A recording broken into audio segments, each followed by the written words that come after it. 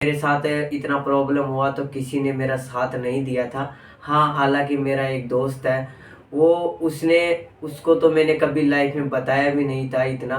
एक तो कैसे हो आप सब लोग? आपको आप सब ठीक होंगे। तो हमारी आज हम आपको बताएँगे हमारी लव स्टोरी में हमने हमको कितने लोगों ने ब्लॉक किया, कितने लोगों ने हमारा साथ दिया, इसके बारे में आज हम दोनों इस बात का डिस्कस आप सबके सामने करेंगे। हमने हमारी लाइफ में जब कोर्ट मैरिज करने से पहले बहुत दुःख झेले हैं। किसी भी दोस्तों ने हमारा कोई साथ नहीं दिया था।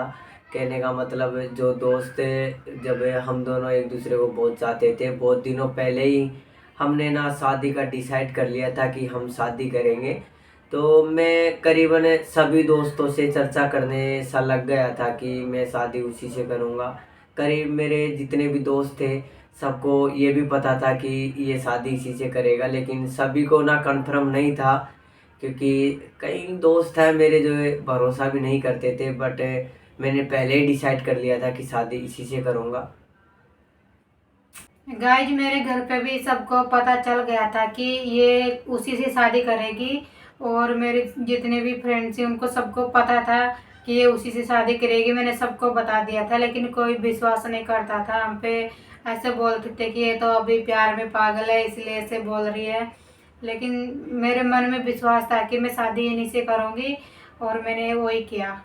तो गाइज शादी से पहले हम दोस्तों से चर्चा करते थे ना, तो उस टाइम मैंने सभी दोस्तों को बोला तो सभी ने बोला था कि कुछ साथ नहीं देते हैं। आजकल है ना, जो प्यार एक नाम का कलंक है, लव मैरिज करना या कोर्ट मैरिज करना, कोई साथ नहीं देता है। 1 डेढ़ साल रहती है फिर चली जाती है, कोई दूसरा मिल जाता है। जब हमारी जेब में पैसे नहीं होते हैं तो छोड़ के चली जाती है। हाँ, ऐसा बात कईयों के साथ होता है कि पैसा नहीं होता, कि हम किसी को खुल के बता नहीं पाए हमारा प्रॉब्लम था।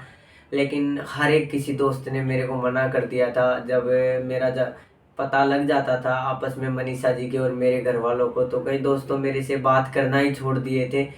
और जो करीबन मेरे में महीने में 30 दिन होता है, उसमें से मैं करीबन 20 दिन अपने दोस्तों के साथ ही लाइफ गुजारता था। मैंने अपना रूम अलग एक ले रखा था, उसी में हम सारे दोस्त एक जगह रहते थे। इतना कि जितना टाइम मैं मनीषा को नहीं दे पाता था, उससे ज़्यादा मैं अपने दोस्तों को दे पाता था, क्योंकि ज़्यादातर मैं उन्हीं के साथ रहता था। कभी फ़ोन करती तो मैं घर का बहाना करके अपने दोस्तों के साथ ही रहता था। लेकिन कभी ना, जब मेरे साथ इतना प्रॉब्लम हुआ तो किसी ने मेरा साथ नहीं दिया था। हाँ, हालाँकि मेरा एक दोस्त है, वो उसने उसको तो मैंने कभी लाइफ़ में बताया भी नहीं था इतना, लेकिन उसने मेरा बहुत साथ दिया था।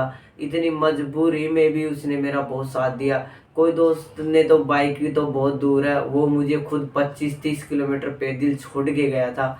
तो मैं शुक्रगुज़ार हूँ कि आज उस दोस्त की वजह से ही आज हम दोनों साथ हैं। ख़ास अगर वो नहीं होता तो आज हम दोनों यहाँ पे भी कभी नहीं होते। हम तो जानते भी नहीं थे कि वो हमको कौन से गली और कौन से खेतों में से लेके गए थे। ऐसे नंगे पैर बेचारा हमारे साथ साथ दौड़ता हुआ चला गया था। कम से कम 20-25 किलोमीटर तक हमारे साथ पैदल चल के आया, हमको रास्ता दिखाते। हमको ये भी नहीं पता कि ये रास्ता किधर जा रहा है किधर नहीं जा रहा है। जंगल के जैसे नर्सरी जैसे उसी में से होके हमको तो निकाल कर गाइज आया। बात ये हुआ था कि जैसे हमने शादी तो क्या पहले ही कर ली थी, उसके बाद जब लेके जाने का, क्योंकि शादी तो हम काम का बहाना करके पहले ही कर लिए थे, लेकिन जब मनीषा जी को घर से लेके जाना वो हमें बहुत भारी पड़ गया था। क्योंकि जैसे कि तो गाइज शादी तो हमारी 1 महीने पहले हो गई थी, और ये आपको यह बात हमने पहले भी बताई थी। लेकिन अचानक ऐसा हुआ कि किसी को हमारा पता चल ही गया, और पता चलने पे सारे परिवार वाले इकट्ठे हो गए थे ना, तो हमारा जाना बहुत मुश्किल हो गया था गाइज। तो उसी लड़के ने हमारा साथ दिया, कैसे तो करके उसने उस हमको। टाइम मैंने सभी दोस्तों को भी फ़ोन किया था कि बाइक मिलेगी, तो किसी ने ना मेरे को ब्लॉक ही मार दिया था, किसी ने तो मेरा फ़ोन उठाना बंद कर दिया था। और एक मेरा दोस्त था, वो बेचारा फोकट में ही घल गया, उसको भी पुलिस का टेंशन, इसीलिए वो भी नहीं साथ दे पाया। उसका सबसे बड़ा प्रॉब्लम पुलिस का ही था। तो और एक मेरा मजबूरी में दोनों को घर वालों को जैसे ही पता लगा, तो सब इकट्ठे होने के बाद मेरे पास कुछ ऑप्शन नहीं बचा था। तो ना उसका क्या, फ़ोन भी नहीं किया मैंने। जैसे ही मैंने घर से अपना पूरा डॉक्यूमेंट उठाया और इतनी तेज़ इधर में गर्मी थी, तो उसी टाइम हाँ मैं घर से निकल गया। तो मनीषा जी को बोला कि हमारे पास ना कोई बाइक है तो कैसे चलेंगे, और हमारे घर से ना बस स्टैंड कम से कम है ना 25 से 30 किलोमीटर पड़ता है। वो भी हम मेन रास्ते से भी नहीं जा सकते थे क्योंकि हमको छुप के जाना था, ना हमारे पास कोई बाइक थी, कुछ भी नहीं था। तो मैं पैदल पैदल क्या अपने दोस्त के पास पहुंच गया, उसके पास जाके फ़ोन किया। तो उसने ना पहले तो मेरे पास आ गया, उसको मैंने जैसे ही, क्योंकि मैं ना जो उसको पूरी बात बता दिया कि प्रॉब्लम ये हो गया और मुझे है ना अब जाना है, क्योंकि जब गांव वाले इकट्ठा होते हैं तो आप सब गांव का प्रॉब्लम समझते हो कि मार दे कुछ हो जाए, इसी वजह से हमको डर था। तो मनीषा जी को तो बोल दिया था, तो इन्होंने भी मना कर दिया था कि बाइक के बगैर तो हम नहीं जा पाएंगे। बट हमने सोचा कि फिर मरना ही सही रहेगा क्योंकि हमारा प्रॉब्लम ही ऐसा था।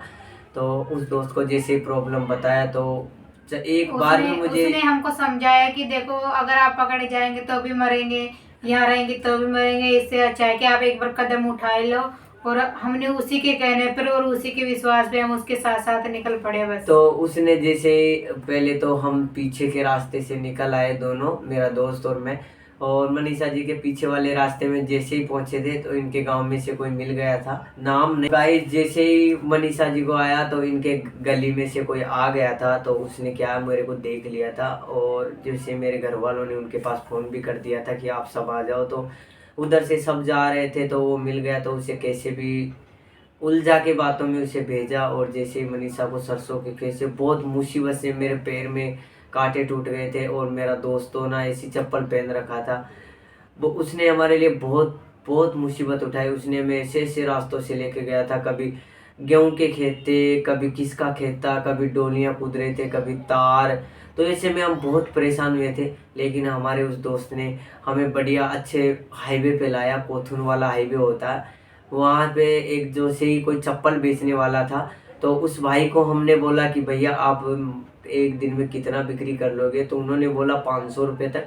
तो हमने बोला कि भैया आप जैसे हर गांव जाओगे आपका पेट्रोल जलेगा, उससे बढ़िया हम 500 रुपये आपको दे देंगे, हमको सिर्फ 400 छोड़ना। वहाँ से सिर्फ 400 800 किलोमीटर 8 किलोमीटर था, क्योंकि हम बहुत दूर तक पैदल जा चुके थे। तो 8 किलोमीटर के उसने हमसे 500 रुपये ले लिए। हमारा दोस्त जैसे ही हमको बाइक पे बिठाया, हमने उसको मना कर दिया कि आप जाओ वरना ज़्यादा प्रॉब्लम हो जाएगी। तो उसने तो वहाँ तक छोड़ा, और जैसे ही चला गया वैसे हम चाकसू से हम लो फ्लोर में बैठे थे ताकि जल्दी निकले। आजकल रोडवेज डब्बा होता है वो हर जगह रुकता है। लो फ्लोर जयपुर में आपको पता है, चाकसू से जयपुर शॉर्टकट चलता है, फालतू जगह नहीं रुकता। उसी में बैठ के हम सीधा जयपुर चंडीगढ़ स्टैंड लगता है, अजमेरी गेट जाके उतर गए थे। तो वहाँ से फिर हमको वहाँ कम से कम 10 बज गए थे, अजमेरी गेट तक पहुँचने पे रात के 10 बज गए थे। तो शहर भी बंद होने लग गया था धीरे धीरे, ट्रैफिक पुलिस वाले थे और 2-4 यात्रीगण थे। तो हमको भी बहुत डर सा लग रहा था, क्योंकि कभी अजमेरी गेट ना कभी मैंने लाइफ में देखा भी नहीं था, पास में है लेकिन कभी देखा भी होगा तो याद नहीं था।